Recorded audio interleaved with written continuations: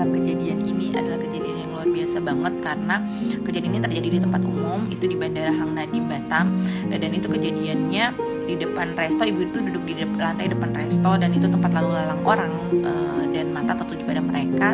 Tapi sang cowok ini tetap melakukan kegiatannya untuk mengurut dan sambil bercengkrama dengan ibu itu, sambil cerita dengan ibu itu.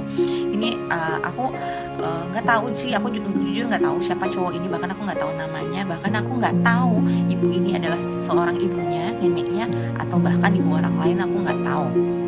Tapi jujur pemandangan ini mengingatkanku akan cerita Uwais Al-Karni, seorang yang sangat menyayangi ibunya. Dia bukan seleb dunia, namun dia seleb di langit.